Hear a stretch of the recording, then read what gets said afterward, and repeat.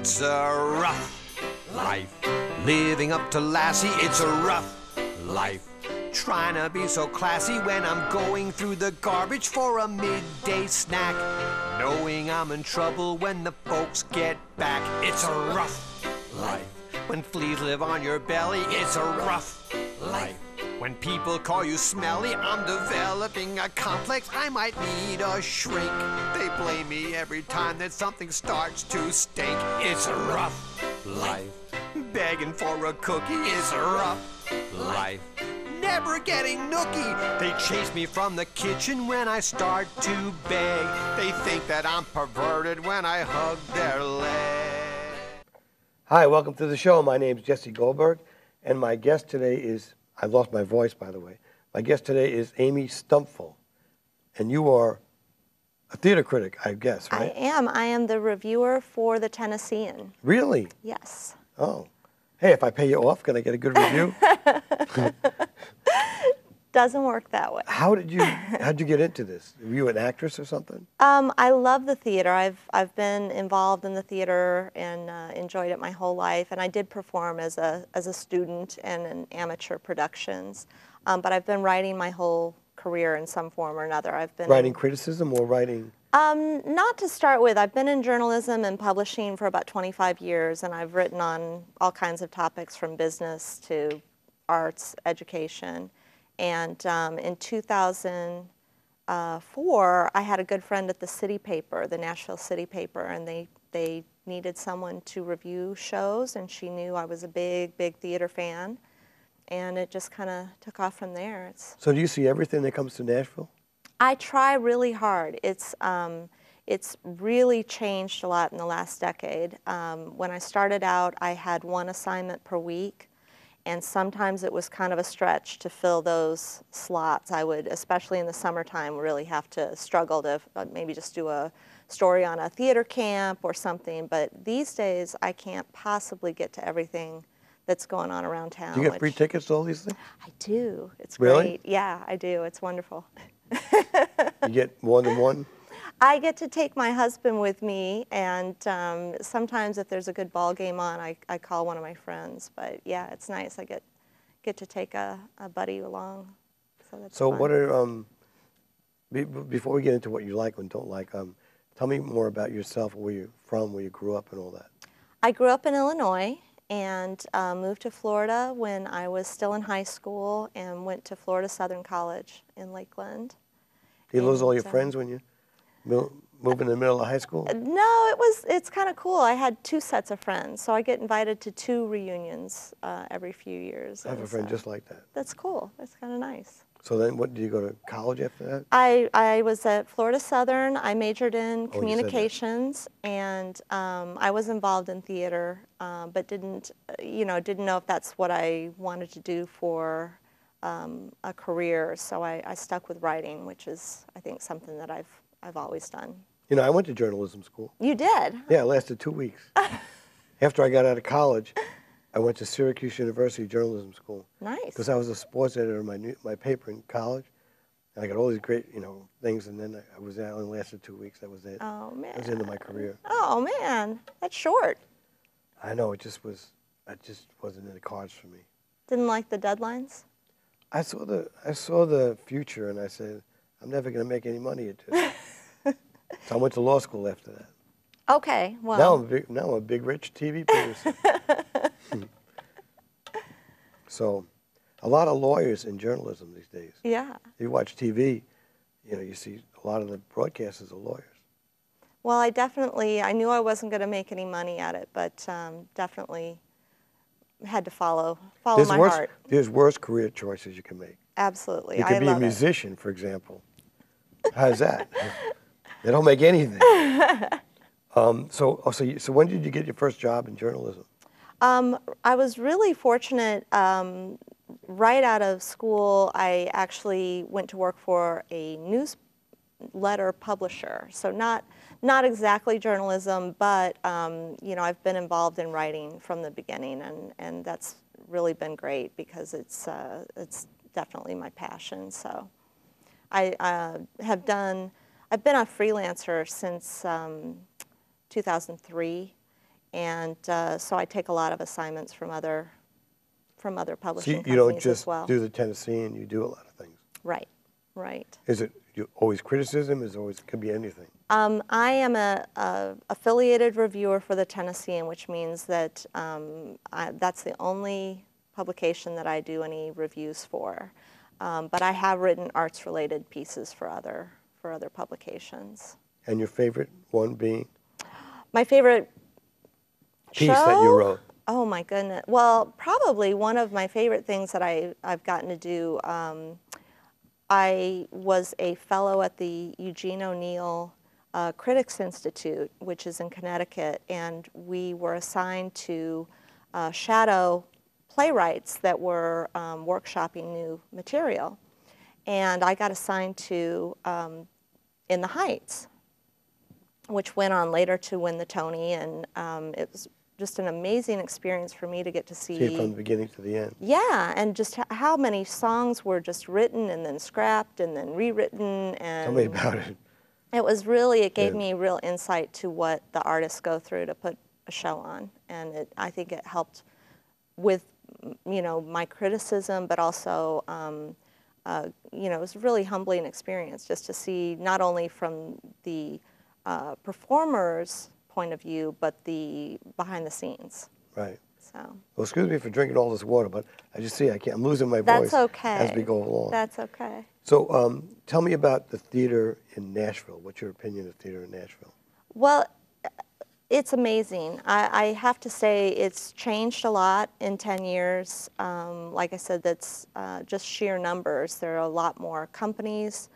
There are a lot more shows going on. Original shows or other kind of shows? Well, that's one of the great things is we are seeing a lot more new material, new works, and we've got several programs going on around town that really foster local talent, local playwrights, and that's always exciting to see, and they really do a great job. One of the other things that I think it's really exciting to see is a little edgier material sometimes. When I first started, I was seeing a lot of the same shows over and over, and that's not the case anymore. My partner, who I wrote this Rough Life with, calls it being Nash neutered.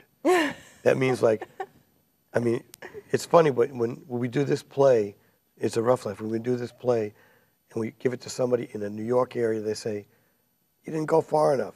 And then we do it here. We say, "You can't say that in the theater." You can't say that. Yeah, yeah. So he calls it being Nash neutered. Yeah, it's really interesting. There are definitely, it's really good to see that there are a lot of companies that are pushing the envelope a little bit more, doing a little, you know, edgier material. And you know, we're all grown-ups. We can do that. I think we can do that around here. So it's kind of exciting. So what's your favorite venue? Do you go to T-Pack? Do you go to Dark Horse? Do you go to Lakeside, Lakeland, or whatever that place is? I do. I go everywhere. And my one thing, if I could change anything for Nashville, is I wish we did have like a dedicated theater district. I think that would be really cool. But we have some really nice venues. And we've had some that just kind of seem to pop up out of nowhere. And, you know, they really do a fabulous job. I think the one by the Country Music Hall of Fame is really nice. It's in the Country Music Hall of Fame. Mm-hmm. Except it's real expensive. Yes, yes. So in fact, that's the trouble with a lot of them when you're actually producing a play, finding a place that's affordable. Yeah, I'm sure. So I'm sure it is. It's gets to be. I feel like a real live producer now because I put on a play and lost money. So I'm a real live producer. You've arrived. I've arrived. That's right.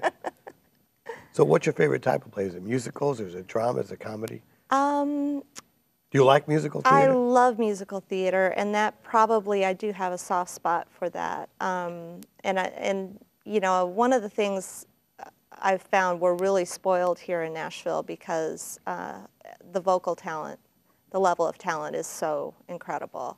But I have to say I'm seeing a lot of, I've seen some really great classics lately that were really well done, dramas that were really, really powerful.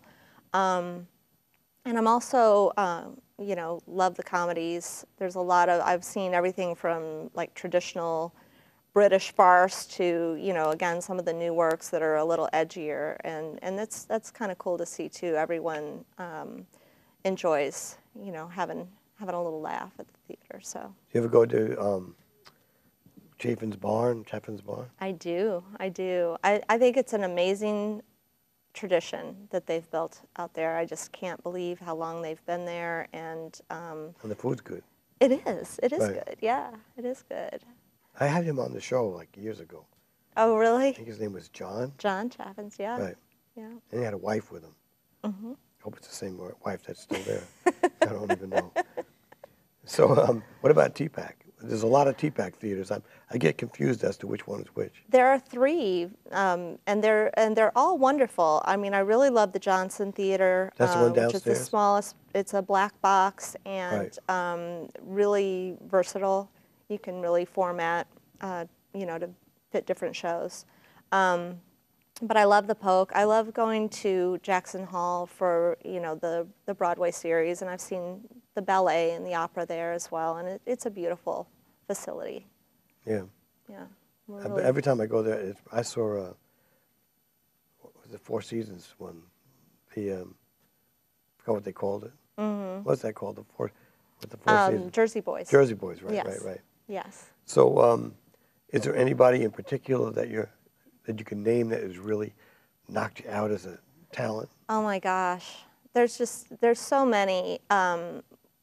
It's really one of the great things I think about Nashville is there's such a there's a real generosity of spirit, and so what's really cool to me is to see some of these really seasoned veterans that have been doing this their whole career, and they're working with students from Belmont or Lipscomb, and you know, it's really cool to see how it raises the performance level for everyone in the cast, and there's a lot of cool partnerships going on around town that really foster that. That was one of the things when I put on this last play was I found out, I was telling an earlier person, that when the audience is there, the cast raises this. I was really afraid because 2 weeks before the play, I was going, oh my God, this is going to tape terrible.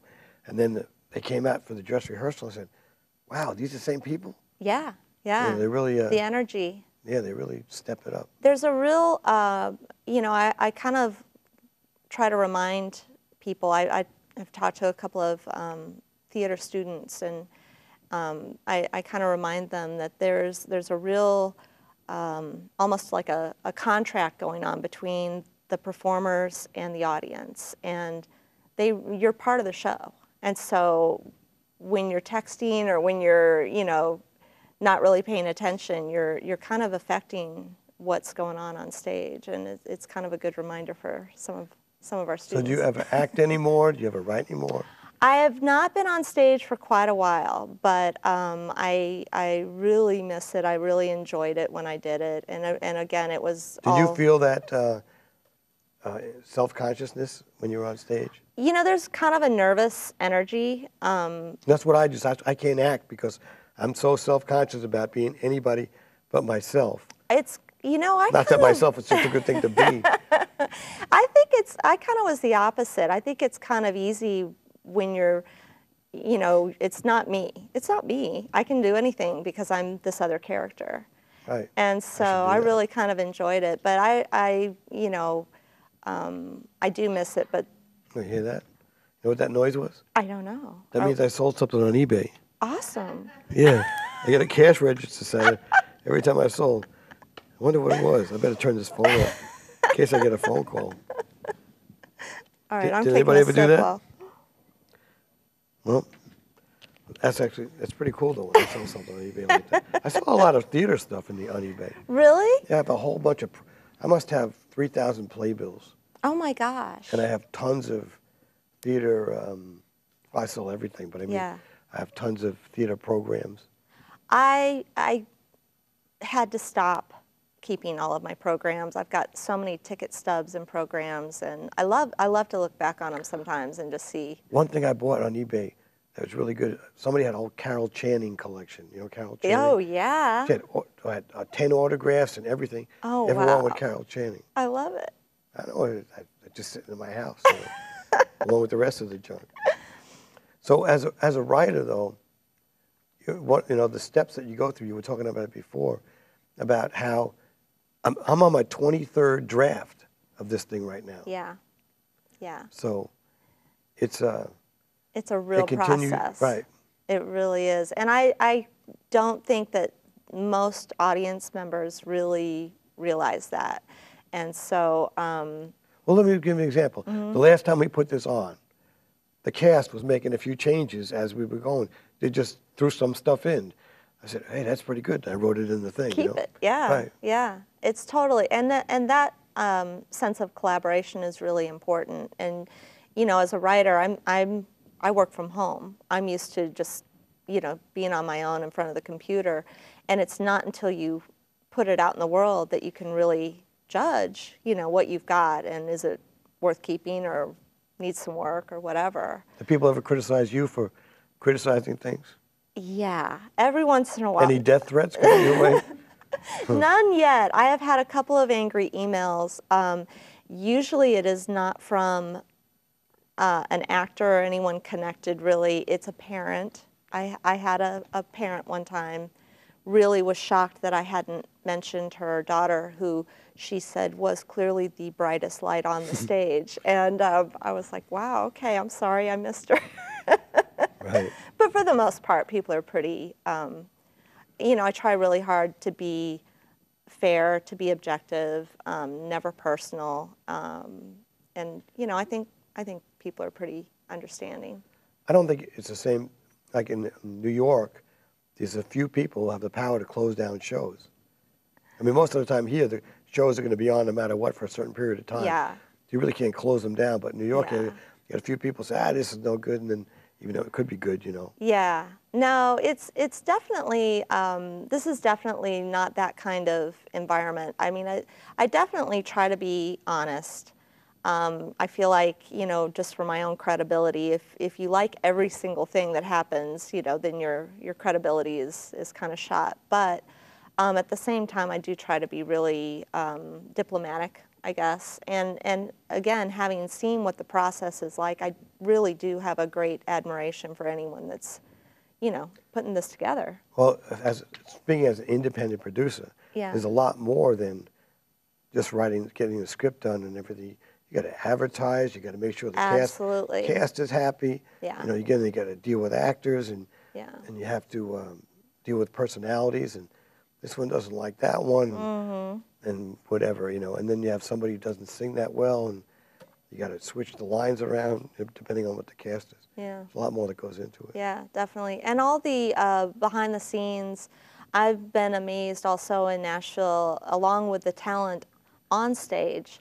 There's a real art to the scenic design, the costumes, the choreography, and we are really, really, we've got so much talent in this town. Let me tell you something that people who are not Broadway oriented or what do you say, musically theater oriented, and they're regular songwriters, right?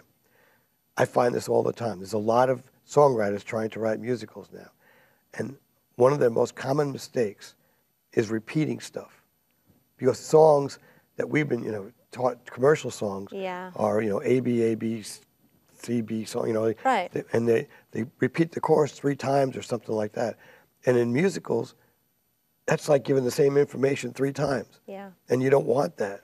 Yeah. So people, I saw this one play. Every song was great, but every song was written like that kind of song. Right. And you need to have songs that move the story forward. It's absolutely. It's a different craft altogether. It's like writing novelty songs. Not that they have to be funny, but they have to be novelty songs. Right. Right. But you're absolutely right. It does have to move the story forward. It has to serve the story in some way. And I think sometimes people forget. But not only that, a lot of regular type of writers, country writers, will write songs like they're used to writing in that way, and it just doesn't work for the musical. Right. It's true. Right. It's so true. And it's funny because you'll be sitting, I'll be in the audience, and I'll have someone maybe sitting behind me or something, and they know something's wrong, but they're not quite sure what it is. Right. And you can hear this kind of mumbling, like, you know, what is this character about, or why, you know, why are they doing this and that? And I'm just sitting here trying to bite my tongue because I'm like, yeah, let me tell you what's going on. Even though I'm interviewing you, here's another problem I've discovered is that when you're writing something and you don't know if it's good or bad, because you could be writing something really good and have a bad actor do it, and you don't know that it was good. And in reverse, you could be writing something really bad and have a good actor do it, and you think you did something really good. Yeah. So it's hard to tell. It's really so true. And I have seen some shows that, you know, maybe were a little more formulaic, maybe not particularly original, but with the right cast, it just elevates the material totally Right. to another level. And we're really fortunate to have those kinds of performers around here. I really do think the material, though, in the last few years, you know, companies are challenging themselves. They're pushing themselves a lot more than they used to, and that's great. That's Right. good to see. So before we finish here, let's talk about your dog. What's his name? Her name? Lucy. And she's a Jack Russell? She is a Jack Russell mix. She is a crazy girl, and it's the only other girl I've got in the family. I'm outnumbered, so I had to have at least a female dog. How old is she? She's about 11 now. She's getting up there, but she's still totally Jack Russell. Does she watch Frasier? No, but she does like musical theater. Does she watch TV? She likes the Animal Planet, yeah. My dog, who is this dog right here, see? You gonna get close over this?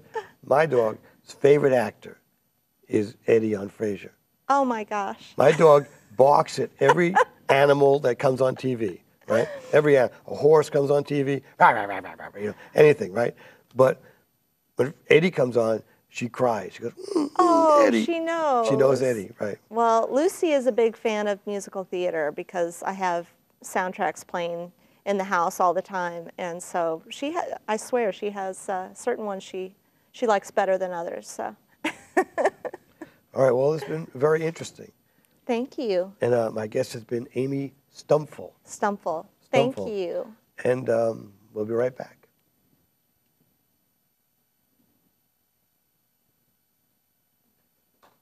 Hi, my guest is Mary Friels, and she's going to do a monologue. Now, what is a monologue?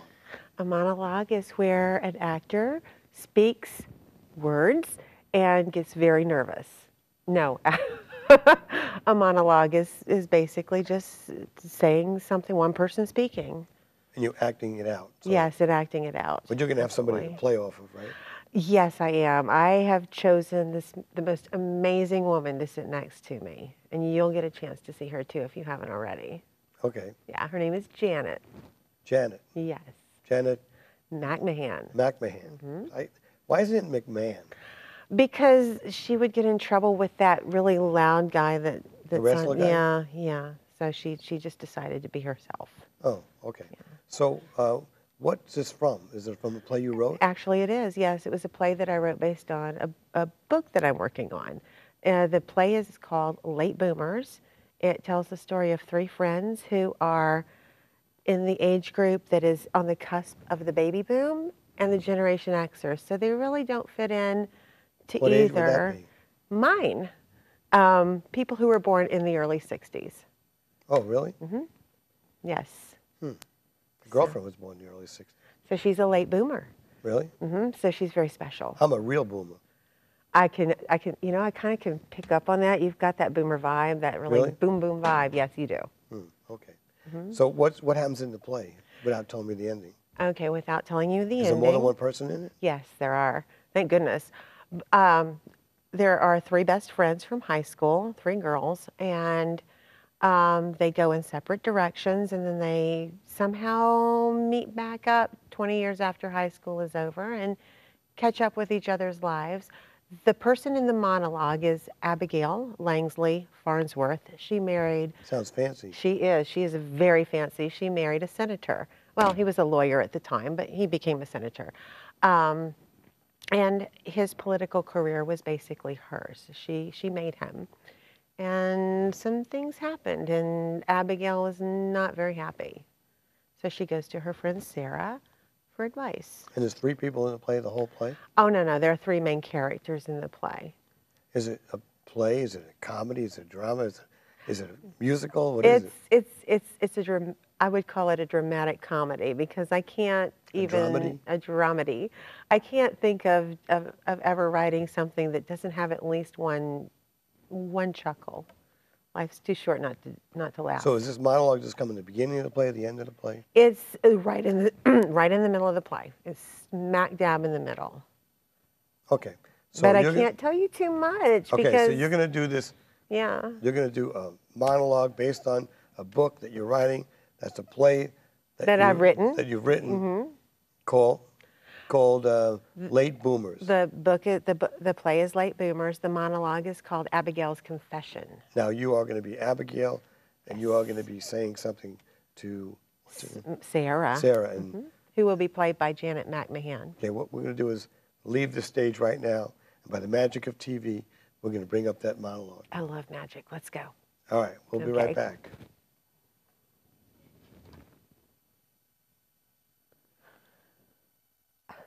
Something happened at work today. You know what? Scratch that. Something's been happening for a really long time, and I just don't know what to do about it. Look, you know Richard, the hottie? Yes. But today he came by my desk and told me I did a great job on the fundraiser. Then he asked me out for coffee. And you know what I did? What? I acted like an idiot. No. Yes, I did. I just sat there and looked at him. I mean, I just looked at him.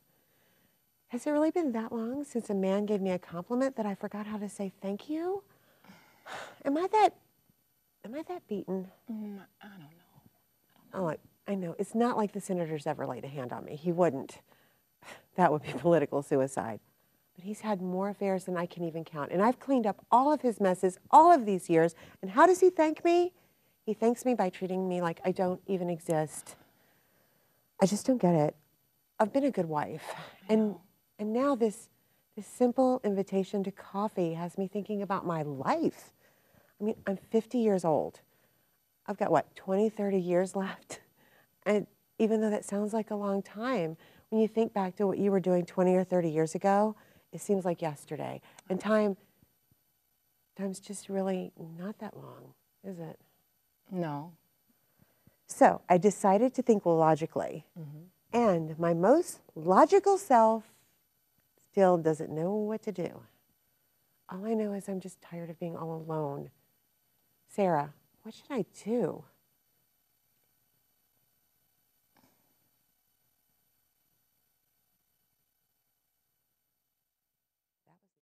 Living up to Lassie, it's a rough life.